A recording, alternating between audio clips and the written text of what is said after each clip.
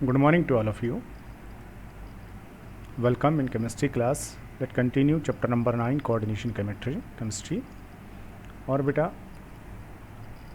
हमारा जो टॉपिक चल रहा था वो चल रहा था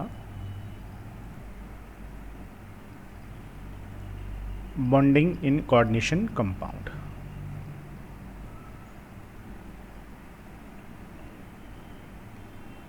bonding in coordination compound. Coordination compound में बॉन्डिंग पढ़ रहे थे और बॉन्डिंग को एक्सप्लेन करने के लिए कई थ्योरीज प्रपोज की गई थी। इसमें से सबसे पहली जो थ्योरी थी दैट इज़ वर्नर्स थ्योरी। ये हमने प्रीवियस वीडियो में डिस्कस की थी। आज वर्नर्स थ्योरी से आगे निकल करके दूसरी जो थ्योरी है वो हम पढ़ेंगे, that is valence bond theory. That is valence bond theory, या शॉर्ट में से हम कहेंगे VBT। सबसे पहली चीज़, ये जो थ्योरी है ये थ्योरी किसने प्रपोज्ड की? तो देखिए बेटा, ये जो थ्योरी है ये पॉलिंग ने प्रपोज्ड की। सबसे पहला पॉइंट, प्रपोज्ड बाय पॉलिंग। ये जो थ्योरी है ये पॉलिंग ने प्रपोज्ड की। अब ये थ्योरी जब प्रपोज्ड की पॉलिंग ने, तो उसने क्या क्या कहा, इस थ्योरी के मेन पोस्टुलेट्स क्या क्या हैं। मेन पोस्टुलेट्स क्या क्या कहती है थ्योरी, देखिएगा। सबसे पहला पॉइंट, पॉलिंग ने क्या कहा? पॉलिंग ने कहा कि कोऑर्डिनेशन कंपाउंड में जो बॉन्ड बनता है वो बॉन्ड प्योरली कोऑर्डिनेट बॉन्ड होता है। मतलब जो मेटल है उस मेटल के पास होते हैं वैकेंट ऑर्बिटल। याद रखना है, वैकेंट जो है, जो मेटल है उस मेटल के पास में क्या होते हैं, वैकेंट ऑर्बिटल्स होते हैं। और लिगेंड जो होते हैं, बॉन्डिंग जो स्पीसीज हैं उनके पास में क्या होते हैं, लॉन पेयर्स होते हैं। और ये अपने लॉन पेयर इनको डोनेट करके कोऑर्डिनेशन बॉन्ड का फॉर्मेशन करते हैं। तो प्योरली कोऑर्डिनेट बॉन्ड जो है वो बना होता है। That's right. The metal ligand bond, the metal ligand bond, metal और लिगेंड के बीच में जो बॉन्ड बना है, rises by the donation of electron pairs, donation of electron pairs by ligand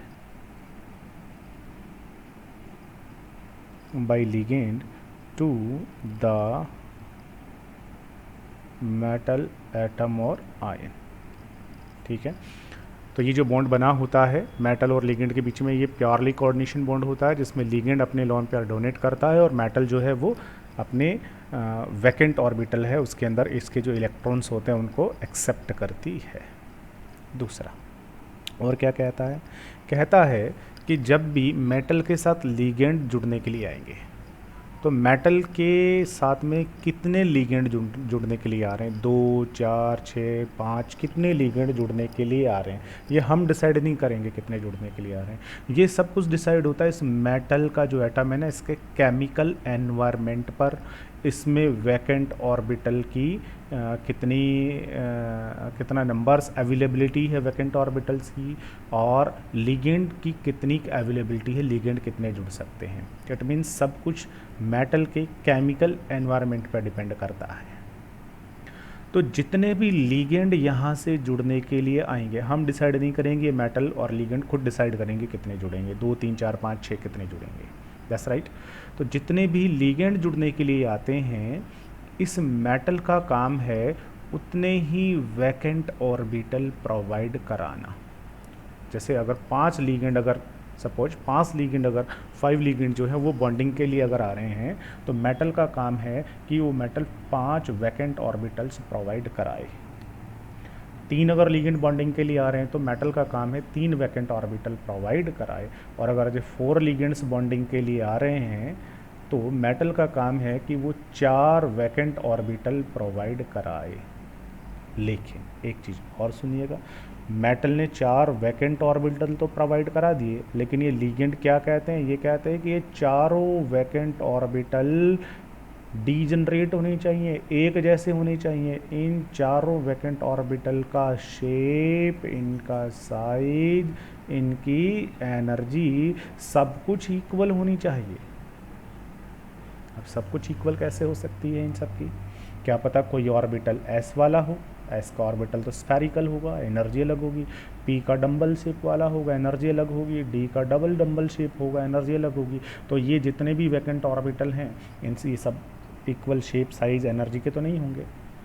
लेकिन लिगेंड क्या कहता है? लिगेंड कहता है कि हम 4 बॉन्डिंग के लिए आ रहे हैं तो आपको 4 ही वैकेंट ऑर्बिटल प्रोवाइड करवाने, और ये चारों का शेप, साइज, एनर्जी सब बराबर होना चाहिए। तो फिर इसके चक्कर में ये मेटल क्या करता है, अपने वैकेंट जो ऑर्बिटल्स हैं इन वैकेंट ऑर्बिटल्स को आपस में मिक्स करा देता है, और मिक्स करके और फिर से नए ऑर्बिटल्स बनाता है जिनका शेप, साइज, एनर्जी सब कुछ बराबर होती है। और ये जो प्रोसेस होता है, इस प्रोसेस को हम क्या कहते हैं? हाइब्रिडाइजेशन कहते हैं। इसका मतलब मेटल बॉन्डिंग करने से पहले हाइब्रिडाइजेशन करता है, और हाइब्रिडाइजेशन करने के बाद वैकेंट ऑर्बिटल प्रोवाइड करवाता है। That's right. तो सेकंड पॉइंट क्या हो जाएगा? सेकंड पॉइंट हो जाएगा, in order to accommodate these electrons the metal ion must possess requisite number of vacant orbitals of equal energy. In order to accommodate these electrons, the metal ion, atom भी होगा, ion भी होगा, कुछ भी हो सकता है, must possess requisite number of vacant orbitals, that's right, of equal energy size, equal energy, shape, size के होने चाहिए। ठीक है। अब ये ऑर्बिटल बनेंगे कैसे, तो अभी देख लीजिएगा। These orbitals are obtained by hybridization of the orbitals of metal atom to give a set of hybrid orbitals of equal energy. That's right. तो मेटल का काम क्या है? मेटल का जो काम है वो है जितने भी लीगेंड कहें, जितने भी बॉन्डिंग के लिए आएँ उतने वैकेंट ऑर्बिटल कराना, ठीक है, अपने पास जितने भी हैं उनमें से, और इसके अलावा उनका शेप, साइज, एनर्जी बराबर होनी चाहिए। तो पहले वैकेंट ऑर्बिटल लाना और उसके बाद उनको हाइब्रिडाइज कराना, और हाइब्रिडाइज कराने के बाद नए ऑर्बिटल या वैकेंट ऑर्बिटल इक्वल साइज के प्रोवाइड कराना। फिर लीगेंड आएंगे, लीगेंड क्या करेंगे? उन वैकेंट ऑर्बिटल में अपने इलेक्ट्रॉन पेयर डोनेट करेंगे, और डोनेट करने के बाद कोऑर्डिनेशन बॉन्ड बना करके जुड़ जाते हैं।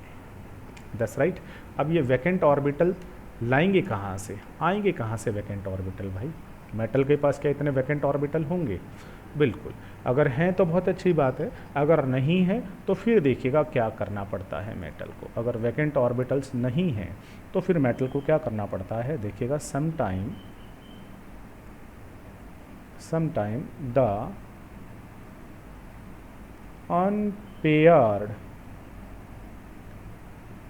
n-1d इलेक्ट्रॉन, ठीक है, अगर वैकेंट ऑर्बिटल नहीं है तो फिर क्या होता है, बहुत बार जो अनपेयर्ड n-1d के इलेक्ट्रॉन हैं, ठीक है ना, n-1d के जो इलेक्ट्रॉन जो अनपेयर्ड है वो क्या हो जाते हैं, पेयर अप हो जाते हैं। Electron pair up as fully as possible, ठीक है, prior to hybridization. That's right. Hybridization करने से पहले क्या होता है, अगर वैकेंट ऑर्बिटल नहीं है इतने, तो फिर n-1d के जो इलेक्ट्रॉन है वो पेयर हो जाते हैं, और पेयर कर होने के बाद में फिर वो वैकेंट जो ऑर्बिटल हैं वो वैकेंट ऑर्बिटल प्रोवाइड करवा देते हैं। That's right. Hybridization thus making some hybridization thus making some n-1d vacant orbital, ठीक है। तो वैकेंट ऑर्बिटल्स प्रोवाइड करने के लिए n-1d के जो इलेक्ट्रॉन होते हैं वो पेयर हो जाते हैं हाइब्रिडाइजेशन से पहले ही, और वैकेंट ऑर्बिटल प्रोवाइड करवा देते हैं। फिर इन वैकेंट ऑर्बिटल की क्या हो जाती है, हाइब्रिडाइजेशन हो जाती है, और हाइब्रिडाइजेशन होने के बाद में नए जो ऑर्बिटल्स हैं वो मिल जाते हैं किसको, लिगैंड को, ठीक है।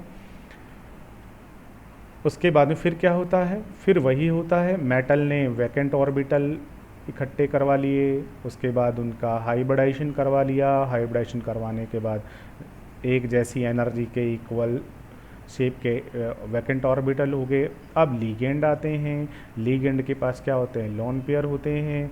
ये लोन पेयर डोनेट करते हैं इनको। डोनेट करने का मतलब होता है कि ये जो आपका लोन पेयर वाला ऑर्बिटल है और ये जो आपके पास वैकेंट ऑर्बिटल हैं, बेटा ये ऑर्बिटल्स एक दूसरे के साथ ओवरलैप कर लेते हैं। That's right. ओवरलैपिंग हो जाती है, और ओवरलैपिंग होने के बाद में किसका फॉर्मेशन हो जाता है, बॉन्ड का फॉर्मेशन हो जाता है। That's right. तो हो जाएगा with the approach of the ligand, with the approach of the ligand metal ligand bonds are metal ligands bonds are formed by the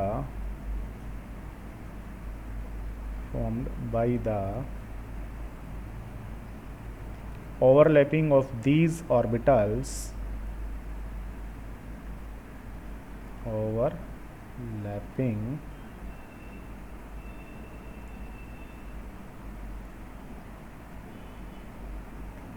of these orbitals with those of the ligand।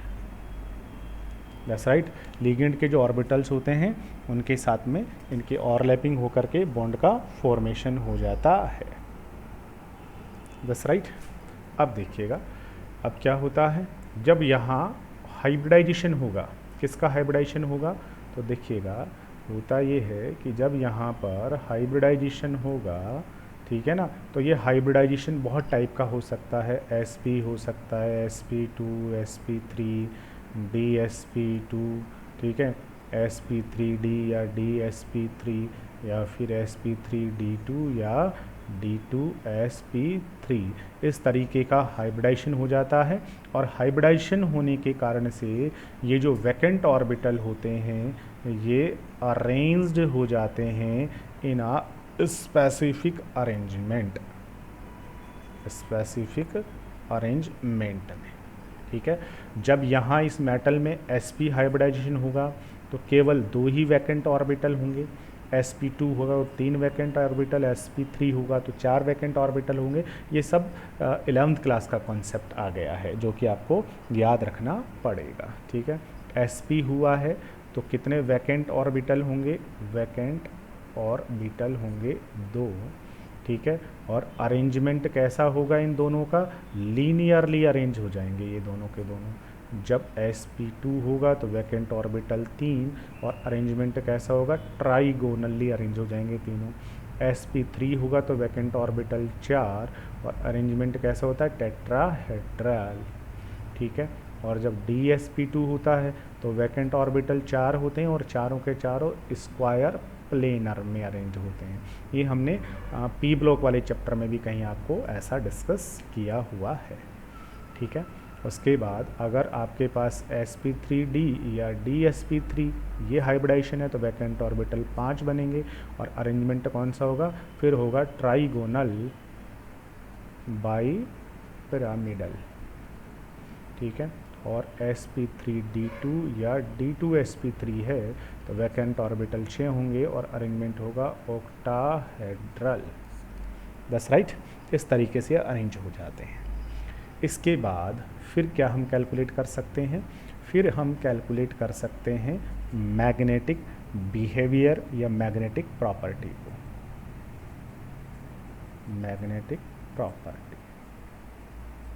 Magnetic property को भी calculate कर सकते हैं। किससे बेटा, ये जो VBT है इस वीबीटी से। इतना काम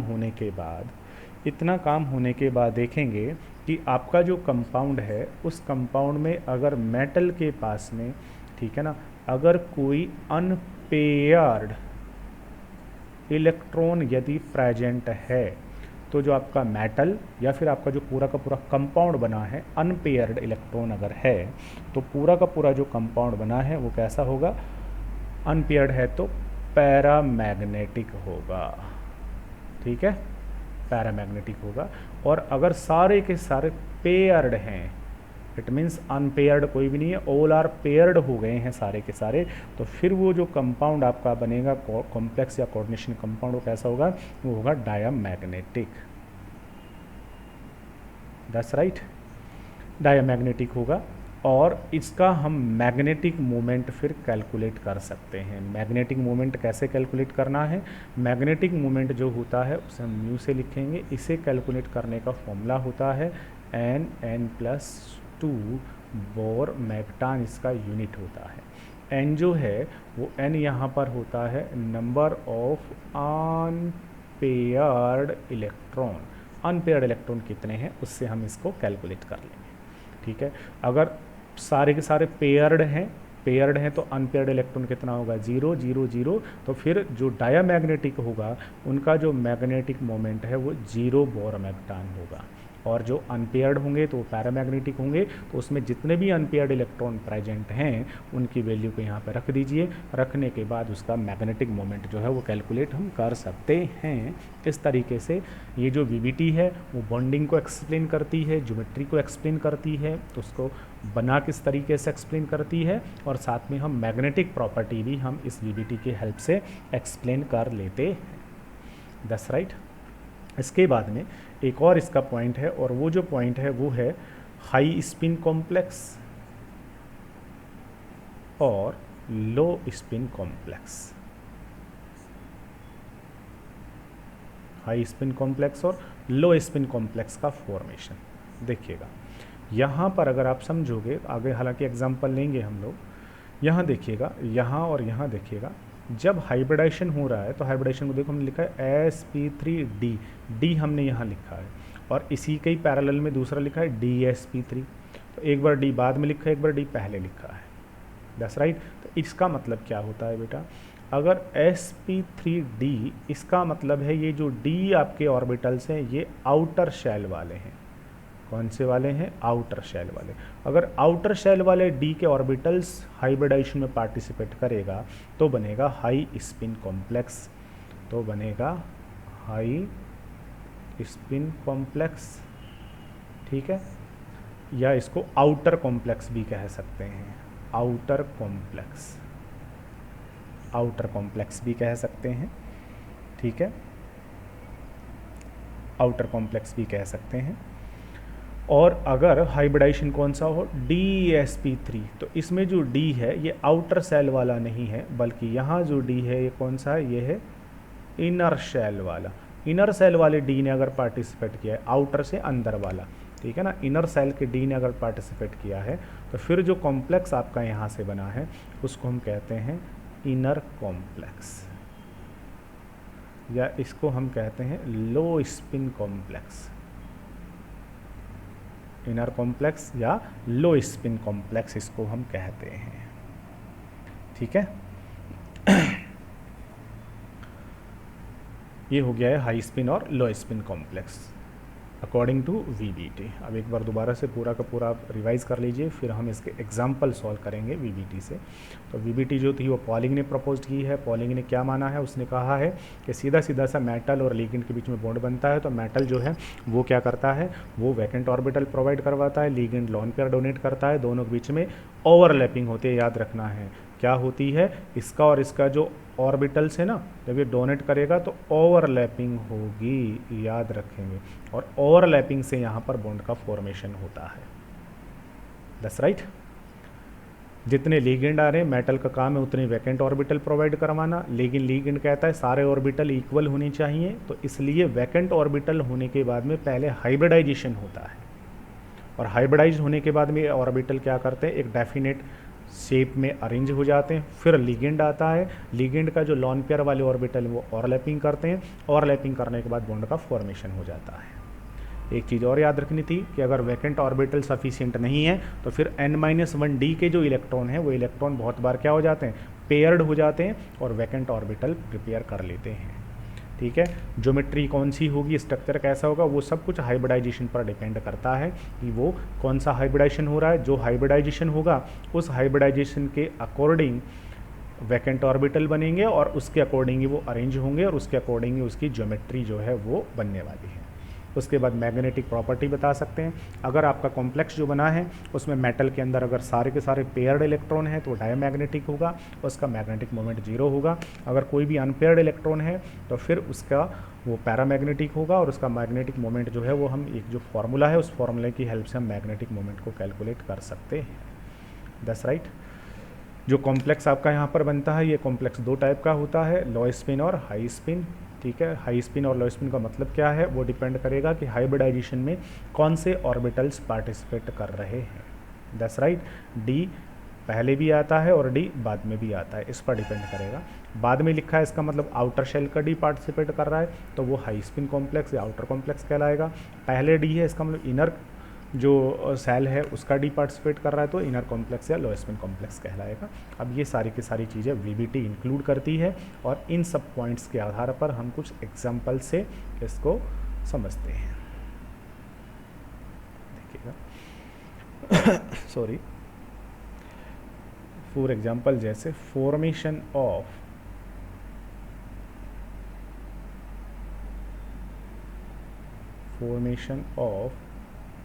CrNH3 का होल 6 पॉजिटिव 3, ये जो कॉम्प्लेक्स है इस कॉम्प्लेक्स का फॉर्मेशन कैसे हुआ होगा। ठीक है, तो ये बहुत सिंपल है समझना। देखिए यहाँ से आपको सबसे पहले सेंट्रल मेटल एटम और आयन समझना है। कौन है यहाँ से CMaI, सेंट्रल मेटल एटम, और आयन जो है वो है क्रोमियम। ठीक है, लीगेंड कौन है यहाँ से, तो लीगेंड आप समझ ही जाओगे, लीगेंड यहाँ से कौन है, अमोनिया। लीगेंड भी कितने हैं यहाँ से 6, तो यहाँ से 6 अमोनिया आएंगे। दैट्स राइट, 6 अमोनिया आएंगे। अमोनिया यहाँ पर 6 हैं, तो जब बॉन्डिंग होगी तो इस क्रोमियम के साथ जब अमोनिया आएंगे तो अमोनिया ने कह दिया कि हम लोग 6 अमोनिया आ रहे हैं, तो आप लोग क्या करना, हम 6 के 6 आके बॉन्ड का फॉर्मेशन करेंगे। तो क्रोमियम आप 6 वैकेंट ऑर्बिटल तैयार कर लो और ये 6 के 6 ऑर्बिटल सेम होने चाहिए, इनका सेम शेप साइज एनर्जी होना चाहिए, डिजनरेट होने चाहिए। ठीक है, मैसेज जो था वो लिगेंड अमोनिया ने किसको पहुंचा दिया, क्रोमियम को कह दिया कि हम 6 लोग आ रहे हैं, आप अपने ऑर्बिटल तैयार कर लो, कॉम्प्लेक्स का फॉर्मेशन करते हैं। अब एक बार क्रोमियम की हालत देख लो, यहाँ क्रोमियम है, क्रोमियम का एटॉमिक नंबर कितना होता है बेटा 25 होता है, नहीं सॉरी 24 होता है। ठीक है, इसका कॉन्फ़िगरेशन क्या होता है, कॉन्फ़िगरेशन अगर आप लिखोगे तो 1s2 2s2 2p6 3s2 3p6, इतना होने के बाद फिर इलेक्ट्रॉन जो है वो 4s में जाता है। दस राइट, 4s के अंदर इसमें 2 इलेक्ट्रॉन होते हैं, फिर 3d में 4 होता है, बट एक्सेप्शन है इसलिए s में 1 और d में हो जाते हैं 5। ये तो हालत क्रोमियम की है। ठीक है, ये फर्स्ट सेल होता है, ये सेकंड सेल होता है, थर्ड सेल होता है, फिर ये फोर्थ सेल होगा। फोर्थ जो सेल होता है इसमें और भी तो सब सेल होते हैं। फोर्थ जो सेल है उसमें 4s के अलावा 4p भी होगा जो वैकेंट है, 4d भी होगा जो वैकेंट है, 4 का f भी होगा जो कि वैकेंट होंगे। ये तो क्रोमियम की है, बट यहाँ क्रोमियम जो है वो एटॉमिक फॉर्म में नहीं है, उसके ऊपर चार्ज भी है। कितना चार्ज है, तो आप यहाँ से क्रोमियम का ऑक्सीडेशन नंबर निकाल लीजिए। कैसे निकालेंगे, सीखा है, Cr है, अमोनिया होल 6 और +3। यहाँ से क्रोमियम पे चार्ज पता करना है, इसलिए ऑक्सीडेशन नंबर कैलकुलेट करोगे। ठीक है बेटा, क्रोमियम का हमने x माना, अमोनिया का कितना 0, क्योंकि अमोनिया पे चार्ज कितना है 0 है, तो 0, दैट्स राइट 0। इसके बाद में अमोनिया है कितने 6, और इन दोनों का जो चार्ज है उसको हम सम कर दें तो किसके बराबर आना चाहिए, दोनों का टोटल चार्ज के, और टोटल चार्ज कितना है +3, तो ये +3 के इक्वल आना चाहिए। दैट्स राइट, चलिएगा +3 के इक्वल आना चाहिए। अब इसको सॉल्व करेंगे, x 0 से मल्टीप्लाई करेंगे, 0 is equal to +3, x is equal to +3। तो एक्चुअल में क्रोमियम का ऑक्सीडेशन नंबर यहाँ +3 है। तो यहाँ जो क्रोमियम है ना बेटा, उस क्रोमियम पर एक्चुअल में +3 चार्ज है। तो क्रोमियम का जब एटम होता तब तो ये होता इलेक्ट्रॉनिक कॉन्फ़िगरेशन, बट क्रोमियम तो यहाँ आयन के फॉर्म में प्रेजेंट है, सेंट्रल मेटल आयन है क्रोमियम का। और कौन सा आयन है, Cr+3। तो अब आपको Cr+3 का इलेक्ट्रॉनिक कॉन्फ़िगरेशन लिखना पड़ेगा। Cr+3 बनाने का मतलब आपको क्या करना है, इसमें से 3 इलेक्ट्रॉन कम करने। कम कहाँ से होंगे इलेक्ट्रॉन, तो याद रखना है इलेक्ट्रॉन कम होंगे हमेशा आउट से, बाहर से। बाहर से कहाँ से, 1 इलेक्ट्रॉन यहाँ से बाहर चला जाएगा और 2 इलेक्ट्रॉन यहाँ से बाहर चले जाएंगे। तो फिर इसका इलेक्ट्रॉनिक कॉन्फ़िगरेशन जो है वो क्या हो गया, वो हो गया 1 के s में 2, फिर सेकंड सेल आ जाएगा 2 के s में 2, 2 के p में 6, फिर आ जाएगा थर्ड सेल। थर्ड जो सेल है उसमें 3 के s में 2 इलेक्ट्रॉन हैं, 3 के p में 6 हैं, 3 के d में 1 इलेक्ट्रॉन ये आउट हो गया और d से 2 इलेक्ट्रॉन चले गए, तो d में कितना इलेक्ट्रॉन बच गया है, 2 जाएगा तो 3 बच जाएगा। उसके बाद फिर कौन सा सेल आ जाएगा, फोर्थ सेल आ जाएगा। 4 के s में 0 इलेक्ट्रॉन बचा, 4 का d वैकेंट है और 4 का p भी वैकेंट है और 4 का d भी वैकेंट है। ये क्रोमियम की हालत हो गई है। एक बार इसका एटम ड्रा कर लूँ तो ये हो गया इसका न्यूक्लियस, उसके बाद ये हो गया इसका फर्स्ट सेल जिसमें s सब सेल है ओनली, फिर हो गया ये इसका सेकंड सेल जिसके सेकंड के s में 2 इलेक्ट्रॉन है, सेकंड के p में 6 इलेक्ट्रॉन है, फिर ये हो गया इसका थर्ड सेल। अब देखो थर्ड जो सेल है उस थर्ड के s में 2 इलेक्ट्रॉन है, थर्ड का जो p है उसमें 6 इलेक्ट्रॉन है और थर्ड का जो d है उसमें 3 इलेक्ट्रॉन है, और 4 का s भी वैकेंट, p भी वैकेंट, d भी वैकेंट, सारे के सारे वैकेंट हैं। s जो सब शेल होता है उसमें एक ही ऑर्बिटल होता है, आपको याद होगा बेटा, और एक ऑर्बिटल होता है, उस एक ऑर्बिटल में मैक्सिमम 2 इलेक्ट्रॉन आते हैं, तो इसमें 2 इलेक्ट्रॉन हो गए। p जो सब सेल है उसमें कितने ऑर्बिटल होते हैं, 3 ऑर्बिटल होते हैं, और each orbital contain maximum 2 electron with opposite spin, ये लीजिए। और d जो आपका ऑर्बिटल है, d जो सब सेल है इसमें कितने ऑर्बिटल होंगे, 5, 1 2 3 4 5, और इलेक्ट्रॉन आपके पास कितने हैं, 3 ही हैं, 1 2 3। तो इन तीनों ऑर्बिटल्स में कितना इलेक्ट्रॉन है, एक एक इलेक्ट्रॉन है तीनों में, और ये दोनों के दोनों क्या है, वैकेंट है दोनों के दोनों। ठीक है, फिर कौन सा सेल होने वाला है, फिर बाहर फोर्थ सेल भी होगा, और फोर्थ सेल के अंदर तो 4 का s भी है, 4 का p, 4 का d, 4 का f, सारे के सारे, बट इनमें कोई इलेक्ट्रॉन नहीं है, वैकेंट है। ठीक है, ये क्रोमियम आयन हो गया। क्रोमियम जो आयन था इसको मैसेज दे दिया किसने, अमोनिया ने, कि भाई हम 6 लिगेंड आ रहे हैं, आप तो 6 वैकेंट ऑर्बिटल तैयार करो।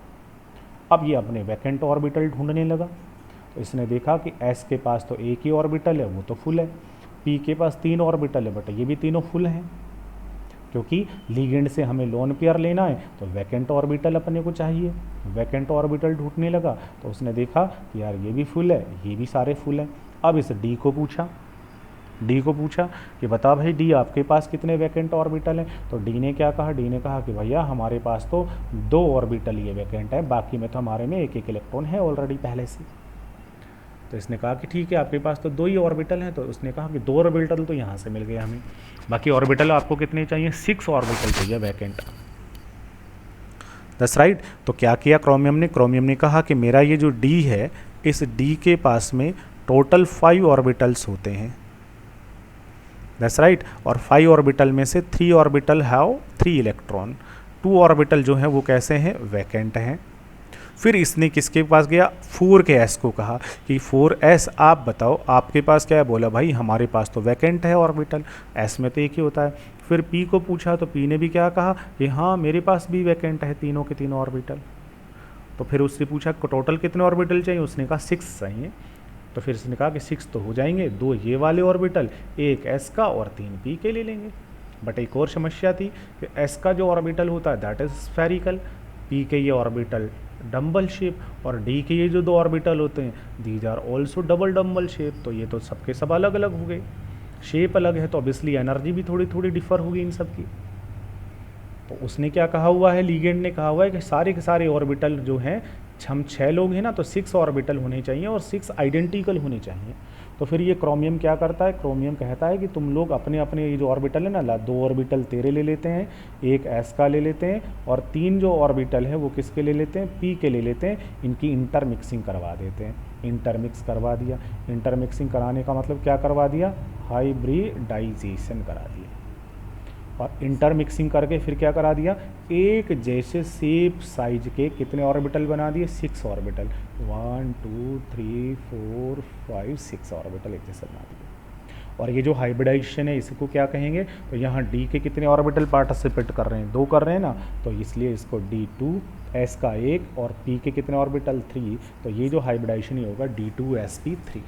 अब जो नए ऑर्बिटल बनेंगे, इन नए ऑर्बिटल का शेप साइज एनर्जी क्या होगी, इक्वल होगी, डीजनरेट होंगे, 6 ऑर्बिटल हो गए। अब आपको पता है ये तो स्फेरिकल है, ये एक्स एक्सिस पर मिलेगा, ये वाई पर, ये जेड पर, ये डी एक्स स्क्वायर पर, ये वाई स्क्वायर पर, तो सब अलग अलग पर थे, मिक्स करा दिया। अब क्या बोलेगा ये, अब जो आपका ये क्रोमियम ये बोलेगा कि यार तुम झगड़ा नहीं करना है तुम सब ने, तुम 6 के 6 हो ना, 6 के 6 मैक्सिमम डिस्टेंस पर अरेंज हो जाओ, सारे के सारे दूर दूर अरेंज हो जाओ, 6 के 6 झगड़ा ना करके। तो ये 6 के 6 ऑर्बिटल क्या करते हैं, तो अब बेटा ये 6 के 6 जो ऑर्बिटल हैं, ये 6 के 6 जो ऑर्बिटल हैं, ये 6 ऑर्बिटल इस क्रोमियम में, इधर मैं ड्रा करूं, इस क्रोमियम के अंदर क्या करते हैं, मैक्सिमम डिस्टेंस पर। तो 6 में मैक्सिमम डिस्टेंस कब होती है, तो देखना 2 जो ऑर्बिटल हैं वो इस एक्स एक्सिस के अलोंग, 2 जो ऑर्बिटल होते हैं वो इस वाई एक्सिस के अलोंग, और 2 जो ऑर्बिटल होते हैं वो इस जेड एक्सिस के अलोंग अरेंज हो जाते हैं, ऐसे करके अरेंज हो जाते हैं। That's right. एक जो ऑर्बिटल है वो यहाँ, एक यहाँ, 2, एक यहाँ, एक यहाँ और एक यहाँ, 6 के 6 ऐसे अरेंज हो गए, यह लीजिए। और अरेंज होने के बाद में फिर क्रोमियम क्या कहता है कि भाई सारे के सारे ऑर्बिटल तैयार हैं, अब आप लोग आ जाओ। अब कौन आता है, अब आ जाते हैं अमोनिया के मॉलिक्यूल्स। दैट्स राइट, अमोनिया के मॉलिक्यूल्स आ गए, और वो अमोनिया के मॉलिक्यूल्स कहाँ से आएंगे, सारे के सारे एक्सिस, ये देखिएगा ये कौन सा है, जेड एक्सिस मान लीजिए इसको, जेड एक्सिस है, ठीक है। ये कौन सा है आपका, ये जो है इसको वाई एक्सिस मान लीजिए, और ये कौन सा है आपका एक्स एक्सिस, ठीक है ना। तो एक्सिस के अलोंग सारे के सारे ऑर्बिटल लिगेंड आ गए अमोनिया का, ये यहाँ से आ जाएगा, ये यहाँ से आ गया, ये अमोनिया यहाँ से आ गया, एक अमोनिया यहाँ से आ गया, ये लीजिए। आकर के उन्होंने अपना लोन पेयर इसको क्या कर दिया, डोनेट कर दिया। इसका मतलब इसके लोन पेयर वाला जो ऑर्बिटल था उस ऑर्बिटल ने इसके साथ क्या कर ली, ओवरलैपिंग कर ली और बॉन्ड का फॉर्मेशन कर लिया। इस तरीके से बॉन्ड का फॉर्मेशन हो जाता है, ठीक है। तो फिर ये जो क्रोमियम है, इस क्रोमियम के साथ, ये जो क्रोमियम है इस क्रोमियम के साथ में, ठीक है बेटा, 2 अमोनिया जो है वो इसके एक्सिस के अकॉर्डिंग, 2 अमोनिया एक्स के अकॉर्डिंग और 2 अमोनिया जेड के अकॉर्डिंग आकर के जुड़ जाती है। और ये जो क्रोमियम है, इस क्रोमियम पर कितना चार्ज रह जाता है, +3 जो चार्ज था वो रह जाएगा। इस तरीके से कॉम्प्लेक्स का फॉर्मेशन हो जाएगा। और अब अगर हम यहाँ से इन सब को मिला करके देखें तो बेटा हमारी यहाँ जो ज्योमेट्री बनी हुई है वो कौन सी बनी हुई है, तो देख लीजिएगा, एक हेड्रल यहाँ बन जाएगा, एक हेड्रल यहाँ बनेगा, एक यहाँ बन जाएगा, इस तरीके से, ठीक है बेटा। और एक पीछे टेट्राहेड्रल नीचे, टेट्रा ही ऊपर, क्या बन गया है, ऑक्टाहेड्रल। तो ऑक्टाहेड्रल क्या बन जाएगी, जियोमेट्री बन जाएगी, ऑक्टाहेड्रल ज्योमेट्री। इस तरीके से हम एक्सप्लेन कर सकते हैं। अब दो चीज़ें और एक्सप्लेन करनी है। बताइए यहाँ से जो कॉम्प्लेक्स बना है ये कौन सा कॉम्प्लेक्स है, इनर या आउटर कॉम्प्लेक्स है? तो देखिएगा हाइब्रिडाइजेशन में कौन से डी ने पार्टिसिपेट किया, इनर वाले डी ने या आउटर वाले ने? तो इनर के डी ने पार्टिसिपेट किया है, इसलिए ये एक इनर कॉम्प्लेक्स होगा, ठीक है, या लो स्पिन कॉम्प्लेक्स होगा। क्वेश्चन ऐसे ही आएगा कि कौन सा कॉम्प्लेक्स है बताइए। दूसरा, मैग्नेटिक प्रॉपर्टी बताओ, मैग्नेटिक नेचर बताओ, ये डायामैग्नेटिक है या पैरामैग्नेटिक है? तो बताइएगा इसमें अनपेयर्ड इलेक्ट्रॉन है क्या? हाँ, ये रहे अनपेयर्ड इलेक्ट्रॉन, 1 2 3, 3 अनपेयर्ड इलेक्ट्रॉन है, इसलिए कैसा होने वाला है, पैरामैग्नेटिक होने वाला है। और फिर इसका मैग्नेटिक मोमेंट बता दो कितना होगा। Magnetic moment is equal to क्या होता है, n+2 का अंडर रूट, ठीक है। n क्या होता है, नंबर ऑफ अनपेयर्ड इलेक्ट्रॉन, कितने हैं नंबर ऑफ अनपेयर्ड इलेक्ट्रॉन, 3 हैं, तो magnetic moment is equal to क्या होगा, मैग्नेटिक जो मोमेंट है वो हो जाएगा अंडर रूट 3, 3 प्लस में 2, 3 प्लस में 2 बराबर 5, 5 3 जा 6, 15 का अंडर रूट लोगे तो अप्रॉक्स ये 3.89 के समथिंग आ जाएगा।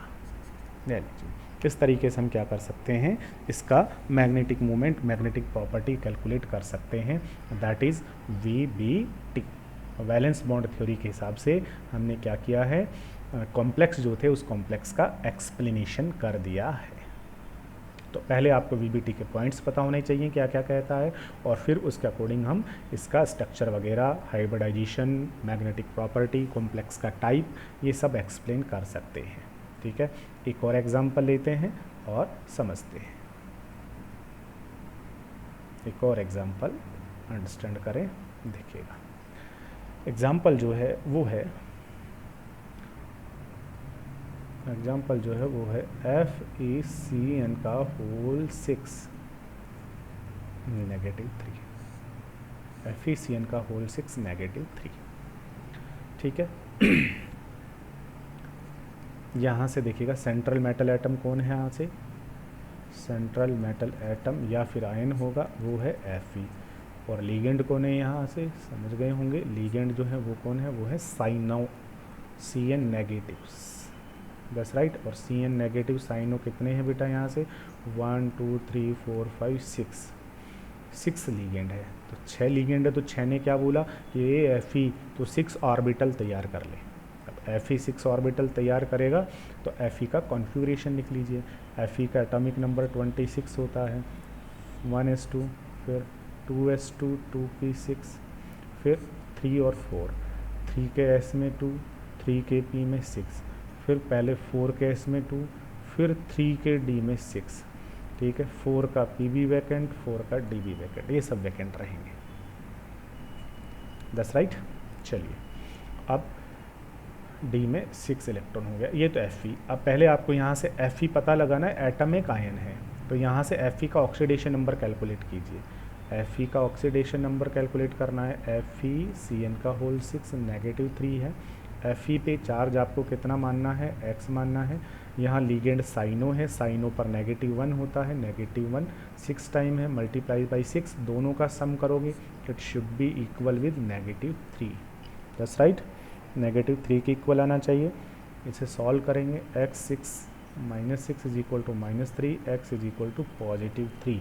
तो यहाँ Fe जो है एक्चुअल में उस पर +3 चार्ज है, तो Fe +3। अब +3 है तो आपको यहाँ से 3 इलेक्ट्रॉन रिलीज कराने, 3 इलेक्ट्रॉन कौन से वाले निकलेंगे, याद रखना सबसे बाहर से। बाहर से कहाँ से जाएंगे, तो 2 इलेक्ट्रॉन तो ये निकलेंगे, सबसे बाहर यही है, और एक यहाँ से जाएगा। तो फिर Fe +3 का जो कॉन्फ़िगरेशन है वो कॉन्फ़िगरेशन क्या हो जाएगा, 1s2, 2s2, 2p6, और उसके बाद 3s2, 3p6, 3d में एक जाएगा तो 5 बचेगा, और 4s वैकेंट है, 4p भी वैकेंट है, 4d भी वैकेंट है। ये हो गया Fe +3। अब Fe +3 के पास मैसेज क्या आया कि आप अपने 6 लीगेंड है ना, तो 6 वैकेंट ऑर्बिटल तैयार कीजिए, 6 वैकेंट ऑर्बिटल तैयार कीजिए, रेडी कीजिए 6 वैकेंट ऑर्बिटल को। अब ये वैकेंट ऑर्बिटल ढूंढने लगा, तो ये तो ऑलरेडी सारे के सारे फिल हैं, तो सबसे बाहरी खाली मिलेंगे, वैकेंट बाहरी मिलेंगे। तो यहाँ एस के पास गया, बोलो फिल है, पी के पास गया, बोलो फिल है, तो फिर डी के पास गया। डी को पूछा कि डी भाई तू बता तेरे पास कितने इलेक्ट्रॉन हैं।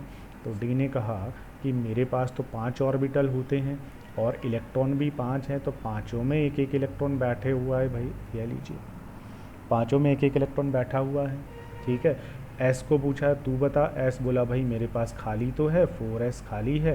पी को पूछा, पी भी बोला भाई मेरे पास खाली है। डी को पूछा, बोलो मैं भी खाली हूँ, ज़रूरत पड़े तो मेरा भी ले लेना इलेक्ट्रॉन। तो उसने कहा यार डी तेरे पास तो इलेक्ट्रॉन तो खूब सारे हैं, बट तेरे पास ऑर्बिटल कोई वैकेंट नहीं है। अब ऑर्बिटल भी खूब है, इलेक्ट्रॉन भी खूब है, तो ये क्या करता है, एफ ई देखता है कि बताओ आ कौन रहा है, किसको बॉन्ड बनाना है। तो बोला सी एन आ रहा है, ठीक है ना। तो बोला ठीक है सी एन आ रहा है, तो मैं एक काम करता हूँ, क्या काम करता हूँ, मेरे ये जो इलेक्ट्रॉन है ना n-1d वाले, याद कीजिए एक पॉइंट था n-1d, बाहर वाला डी नहीं, अंदर वाला जो डी है, उस डी ने क्या कहा कि मैं एक काम करता हूँ, मेरे ये जो इलेक्ट्रॉन है इनकी पेयरिंग करवा देता हूँ। तो इस इलेक्ट्रॉन को उठा के यहाँ से यहाँ डलवा देता है, इस इलेक्ट्रॉन को उठा के यहाँ से यहाँ डलवा देता है, और पेयरिंग करवा देता है आफ्टर पेयरिंग। और पेयरिंग करवाने के बाद कंडीशन देखिए कुछ ऐसी हो जाती है इस डी की, ठीक है बेटा, कंडीशन कुछ डी की ऐसी हो गई है कि इसमें 2 इलेक्ट्रॉन, इसमें 2, इसमें 1, और ये दोनों ऑर्बिटल वैकेंट हो गए। एस तो पहले से ही वैकेंट पड़ा था, पी भी वैकेंट पड़ा हुआ था यहाँ से, और डी भी वैकेंट पड़ा हुआ था यहाँ से, डी भी क्या पड़ा हुआ था, वैकेंट पड़ा हुआ था यहाँ से, इट राइट। तो अब एफ ने कहा ठीक है अब तो काम हो गया। वो क्या करता है, यहाँ से डी के 2 ऑर्बिटल, क्योंकि टोटल कितने लिगेंड से 6 है ना, तो उसको 6 वैकेंट ऑर्बिटल प्रिपेयर करने, तो डी के 2 ऑर्बिटल, एस का 1 ऑर्बिटल और पी के 3 ऑर्बिटल, यहाँ से टोटल 6 जो ऑर्बिटल है वो प्रिपेयर करवा देगा, मिक्स करवा देगा इंटरमिक्सिंग, और इंटरमिक्सिंग करके 6 नए ऑर्बिटल बना देगा। लीजिए अब इंटरमिक्सिंग करना, फिर से ऑर्बिटल बनाना, यही प्रोसेस क्या कहलाता है, हाइब्रिडाइजेशन। कौन सा हुआ, तो डी के 2 ऑर्बिटल काम आ गए, sp3, d2sp3 हाइब्रिडाइजेशन हो गया। ठीक है, अब यहाँ से कौन आ जाएंगे, Cn, तो Cn आएंगे, ये Cn आकर के अपने जो इलेक्ट्रॉन पेयर्स हैं वो इनमें क्या कर देंगे, डोनेट कर देंगे, या इनके ओवरलैपिंग कर लेंगे, और ओवरलैपिंग करके क्या करेंगे, ओवरलैपिंग कर लेंगे अपने लोन पेयर, इसको डोनेट करके ओवरलैपिंग करके कोऑर्डिनेट बॉन्ड बना के जुड़ जाएंगे। तो स्ट्रक्चर कैसा बन जाएगा, तो सेंटर में बैठा रहेगा ये एफ ई, और इसके साथ में कितने ऑर्बिटल बने, यहाँ से 1 2 3 4 5 6 ऑर्बिटल बने, और 6 कैसे अरेंज होंगे, तो 6 जो हैं वो तो ऐसे अरेंज होंगे ऑक्टाहेड्रली, ऐसे अरेंज हो जाएंगे वैकेंट ऑर्बिटल। कौन आ जाएंगे जुड़ने के लिए आगे cyanide ion, Cn negative, Cn negative, Cn negative,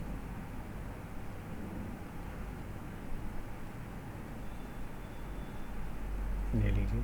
अब इनका जो ऑर्बिटल होगा उसके साथ ये ओवरलैपिंग कर लेंगे, ओवरलैपिंग करके बॉन्ड का फॉर्मेशन कर लेंगे,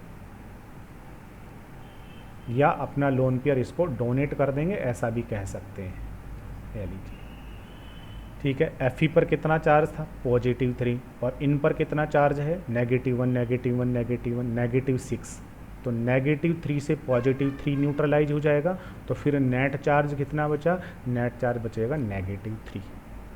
ले लीजिए, कौन सी स्ट्रक्चर हो गई या कौन सी ज्योमेट्री हो जाएगी, ऑक्टाहेड्रल, ऑक्टाहेड्रल ज्योमेट्री हो जाएगी। अब आपको इसकी मैग्नेटिक प्रॉपर्टी बतानी है, बताइएगा मैग्नेटिक नेचर कौन सा है। तो इसमें देखिएगा सारे के सारे इलेक्ट्रॉन पेयर्ड हैं क्या, नहीं, ये पेयर्ड, ये अनपेयर्ड आ गया, और अनपेयर्ड इलेक्ट्रॉन आ गया, तो ये कैसा मिलेगा, ये मिलेगा पैरामैग्नेटिक।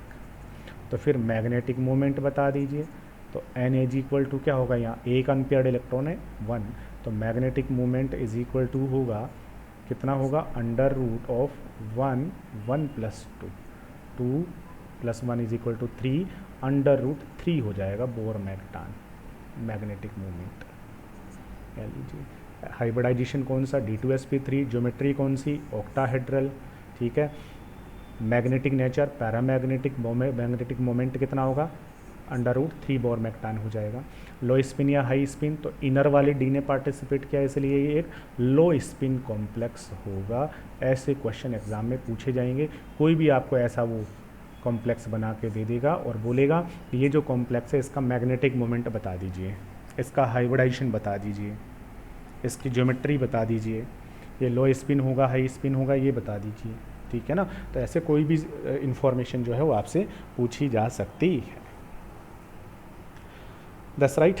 इसके अलावा एक और एग्जांपल सॉल्व कर लिया जाए। चलिए एक और एग्जांपल सॉल्व करते हैं, ठीक है। अब कन्फ्यूजन तुम्हें आएगा, एक और एग्जांपल सॉल्व करेंगे तो कन्फ्यूजन क्या आएगा। अब की बार जो एग्जांपल है वो है कि मान लीजिए FeH2O का होल 6 पॉजिटिव 3, ये कॉम्प्लेक्स बना रहे हो। तो यहाँ से सेंट्रल मेटल एटम आयन कौन है, तो आप समझ जाओगे सेंट्रल मेटल एटम आयन कौन है, वो है Fe, एटॉमिक नंबर 26। लीगेंड कौन है, यहाँ से लीगेंड है वाटर, और कितने वाटर के लीगेंड है यहाँ से 6।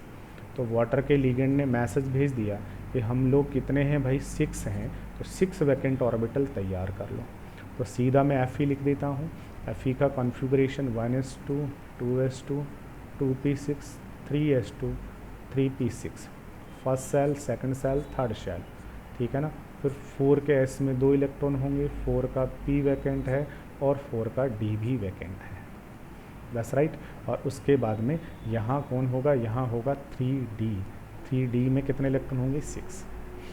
ये Fe की बात हो गई है। अब यहाँ Fe कौन सा है, एटम है आयन है। तो यहाँ देखो वाटर तो न्यूट्रल होता है, ऑक्सीडेशन नंबर निकालोगे तो Fe का ऑक्सीडेशन नंबर 3 आने वाला है। तो यहाँ एक्चुअल में Fe नहीं बल्कि Fe +3 आयन है।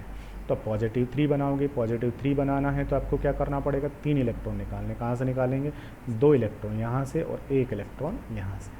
तो कॉन्फ़िगरेशन क्या आ जाएगा, 1s2 आ जाएगा, फिर 2s2 2p6 आ जाएगा, फिर 3s2 3p6 3d5 आ जाएगा, और फिर 4s0 4p0 4d0।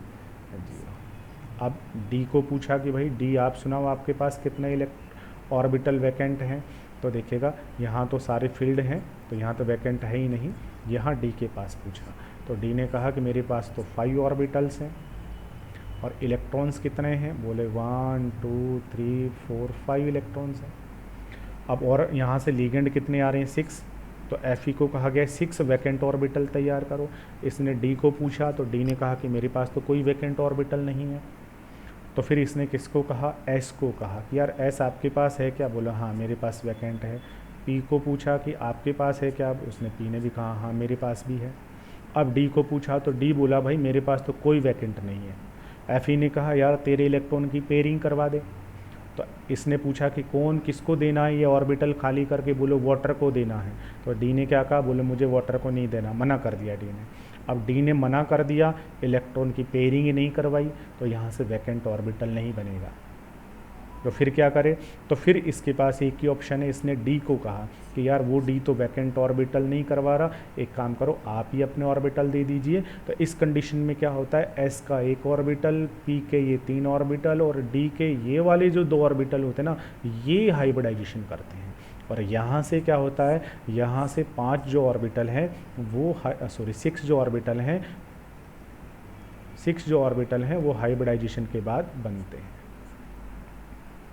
1 2 3 4 5 6, ठीक है, 6 ऑर्बिटल हाइब्रिडाइजेशन के बाद बनते हैं। तो यहाँ जो हाइब्रिडाइजेशन हुआ है ना, अब की बार इसके डी ने पार्टिसिपेट नहीं किया, इसके डी ने पार्टिसिपेट किया, तो यहाँ हाइब्रिडाइजेशन होगा sp3d2। That's right. कितने ऑर्बिटल बन गए, यहाँ से वैकेंट 6 बन गए। तो वाटर के मॉलिक्यूल आएंगे और वाटर के मॉलिक्यूल आकर के अपने एक एक जो इलेक्ट्रॉन हैं, सॉरी लोन पेयर जो हैं, वो क्या करेंगे, वो आकर के इनमें डोनेट कर देंगे और कोऑर्डिनेशन बॉन्ड बना करके जुड़ जाएंगे। ले लीजिए ज्योमेट्री कौन सी हो जाएगी, तो सेंटर में Fe बैठा होगा, वाटर के मॉलिक्यूल्स आ जाएंगे। ठीक है बेटा, 1 2 3 4 5 और ये 6, दैट्स राइट। और इस तरीके से एक्स एक्सिस क्या लूँ, वाई क्या लूँ और जेड क्या लूँ, जुड़ जाएंगे और जुड़ करके देखिएगा कैसे इसकी ज्योमेट्री बन जाएगी। तो देखोगे तो वही ऑक्टाहेड्रल जो है वो ज्योमेट्री हो जाएगी। और वाटर तो न्यूट्रल था, बट Fe पे कितना चार्ज है, +3, तो पूरे कॉम्प्लेक्स पर +3 चार्ज रह जाएगा। हाइब्रिडाइजेशन कौन सा हुआ है, sp3d2। ज्योमेट्री कौन सी हो गई है, ऑक्टाहेड्रल। कॉम्प्लेक्स कौन सा है, लो है या हाई स्पिन है, तो इसमें देखो आउटर डी ने पार्टिसिपेट किया है, इसलिए ये जो कॉम्प्लेक्स होगा ये एक हायर कॉम्प्लेक्स या हाई स्पिन कॉम्प्लेक्स होगा, हाई स्पिन कॉम्प्लेक्स होगा, या ये एक आउटर कॉम्प्लेक्स होगा। ठीक है, हाइब्रिडाइजेशन कौन सा होगा, sp3d2 होगा। मैग्नेटिक नेचर बताओ, पैरा या डाई, तो अनपेयर्ड इलेक्ट्रॉन है इसलिए ये कैसा होगा, पैरा मैग्नेटिक होगा।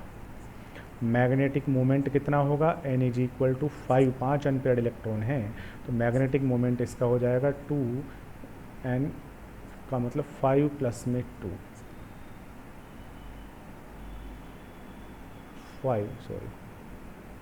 5 ब्रैकेट 5 प्लस में 2, 5 to 7, 5 35, तो 35 का अंडर रूट, इसका मतलब अप्रॉक्सीमेट 5.89 के लगभग हो जाएगा, जो भी है इतना हो जाएगा।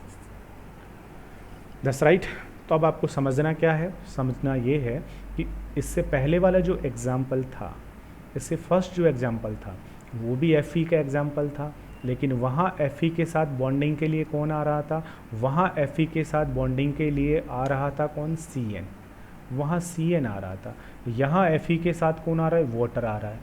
तो Cn जब आया तो साइंटिस्ट क्या कहते हैं कि Cn जो है ना ये पावरफुल लीगेंड होता है। Cn जो है ये कौन सा लीगेंड होता है, पावरफुल लीगेंड होता है। और पावरफुल लीगेंड होता है इसलिए ये डी के इलेक्ट्रॉन की पेयरिंग करवा दी, इसने डी के इलेक्ट्रॉन को पेयर्ड करवा दिया, जिससे यहाँ इनर वाले डी के ऑर्बिटल वैकेंट हो गए, हाइब्रिडाइजेशन D2sp3 हो गया।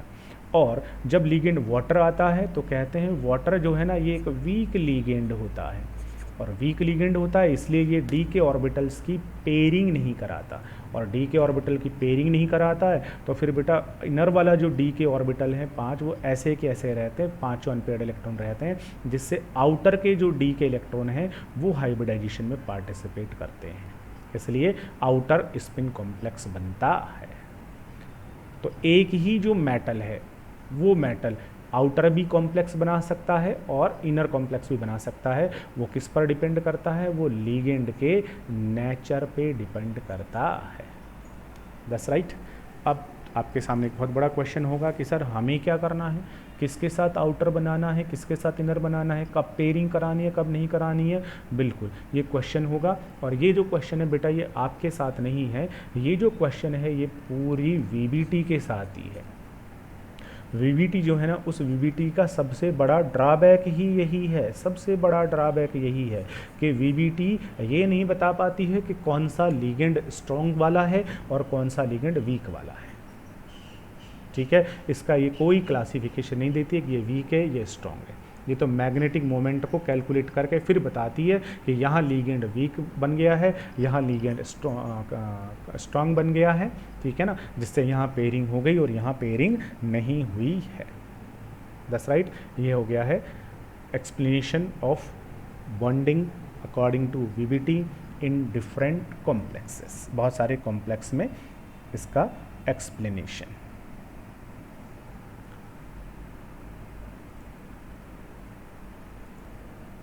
अब आता है ड्रॉबैक्स ऑफ वीबीटी, वीबीटी के ड्रॉबैक्स,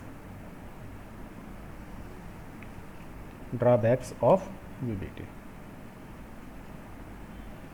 ड्रॉबैक्स ऑफ वीबीटी। सबसे पहला तो ड्रॉबैक यही है कि एक ही मेटल है वो एक लीगेंड के साथ क्या करता है, लो स्पिन कॉम्प्लेक्स बनाता है, दूसरे लीगेंड के साथ क्या करता है, हाई स्पिन कॉम्प्लेक्स बनाता है।